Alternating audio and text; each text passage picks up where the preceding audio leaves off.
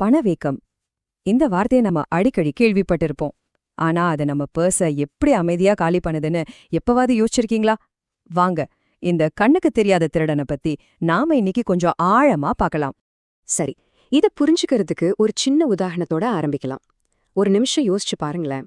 திடீர்னு மாசம் உங்க சம்பளத்திலிருந்து ஒரு 5000 ரூபாய் காணாம போகுது. என்ன பண்ணுவீங்க? யார் அந்த திருடன்னு தேடுவீங்க இல்லையா? கோபம் வரும், ஏமாற்றமா இருக்கும், சரிதானே? இப்ப விஷயத்துக்கு வருவோம். அந்த திருடன் வேற யாரும் இல்ல, அதுக்கு பேருதான் பணவீக்கம். ஆமா, இது ஒரு கண்ணுக்கு தெரியாத சக்தி. அது நேரா உங்ககிட்ட இருந்து பணத்தை எடுக்காது, ஆனா உங்க பணத்தோட மதிப்ப கொஞ்சம் கொஞ்சமா அரிச்செடுத்துடும். நம்மள பல பேர் மனசுல ஒரு நம்பிக்கை இருக்கும். சம்பளம் ஏறிக்கிட்டே தானே இருக்கு, அப்புறம் என்ன கவலை அப்படின்னு.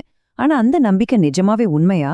ஒரு நல்ல சம்பள உயர்வு கிடைச்சா நம்ம வாழ்க்கை தரம் உயர்ந்துடுமா?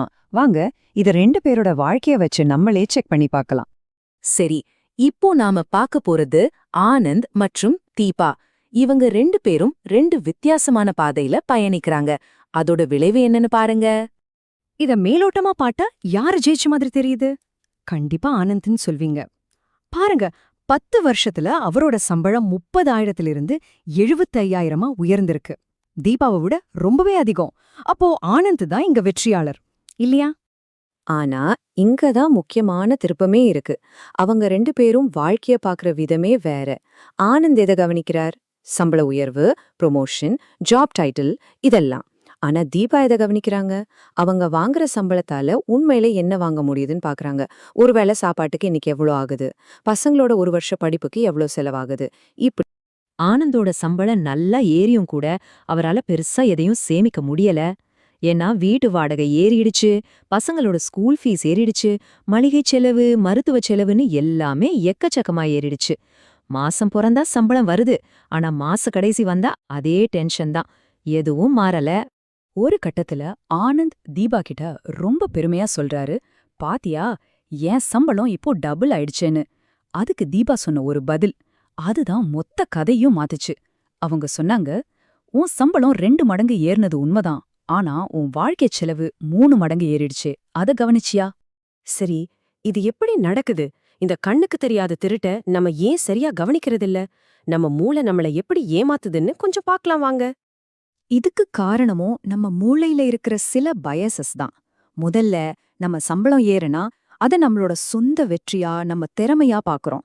ஆனா அதே சமயம் விலைவாசி ஏறுனா அதை யாரோ பண்ற தப்பு, நம்ம கட்டுப்பாட்டுல இல்லாத ஒரு பிரச்சனைன்னு பாக்குறோம்.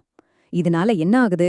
75,000 ரூபாய் அப்படிங்கிற அந்த பெரிய நம்பர் அதோட வாங்கும் சக்தி குறைவா இருந்தாலும் நமக்கு ஒரு பணக்கார உணர்வை கொடுக்குது.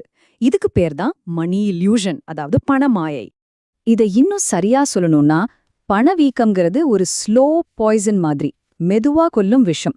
இன்னைக்கு பால் பாக்கெட் விலை ஒரு 2 ரூபாய் ஏறுது, நமக்கு பெருசா தெரியாது.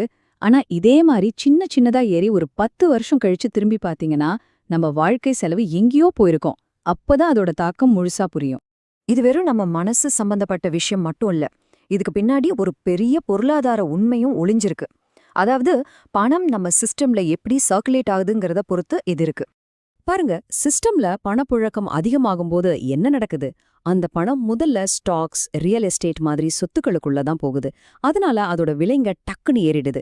ஆனா நம்மள மாதிரி சம்பளம் வாங்குறவங்களுக்கு அந்த பணம் வந்து சேர்றதுக்கு ரொம்ப லேட் ஆகும்.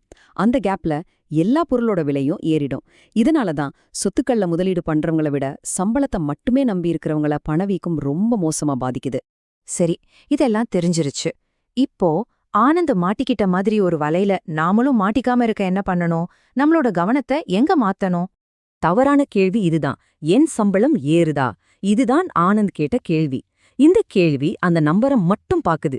அதனால ஒரு பொய்யான பாதுகாப்பு உணர்வை தருது. அப்போ சரியான கேள்வி என்ன? போன வருஷத்தை விட இந்த வருஷம் என் சம்பளத்தால என்னால அதிகமா வாங்க முடியுதா, இல்ல கம்மியா வாங்க முடியுதா? இதுதான் தீபா கேட்ட கேள்வி. இதுதான் உண்மையான கேள்வி. இது உங்க கவனத்தை வெறும் நம்பர்ல இருந்து அந்த பணத்தோட உண்மையான வாங்கும் சக்திக்கு, அதாவது பர்ச்சேசிங் பவருக்கு மாத்துது. இந்த ஒரு கேள்வி போதும் நீங்க உண்மையிலேயே முன்னாடி போறீங்களா இல்ல பின்னாடி போறீங்களான்னு தெரிஞ்சுக்க. ஒருவேளை உங்க பதில் இல்ல, போன வருஷத்தை விட கம்மியா தான் வாங்க முடியுது அப்படின்னா, உங்க சம்பளம் ஏறி இருந்தாலும் நீங்க உண்மையில ஏழை ஆயிட்டு இருக்கீங்கன்னு அர்த்தம். அவ்வளவுதான். ஆக சம்பள எண்களை மட்டும் துரத்துறத விட்டுட்டு அந்த பணத்தோட உண்மையான மதிப்பை நம்ம கவனிக்க ஆரம்பிக்கணும். ஏன்னா அதிகமா சம்பாதிக்கிறது முக்கியம் இல்ல, நம்ம சம்பாதிக்கிற பணத்தோட மதிப்பு குறையாம பாத்துக்கிறது தான் புத்திசாலித்தனம். அதனால அடுத்த முறை உங்க சேலரி ஸ்லிப்பை பார்க்கும்போது அந்த நம்பரை மட்டும் பார்க்காதீங்க, அந்த நம்பரால போன வருஷத்தை விட இன்னைக்கு என்ன வாங்க முடியுதுன்னு யோசிச்சு பாருங்க. அதுதான் உண்மையான வளர்ச்சி.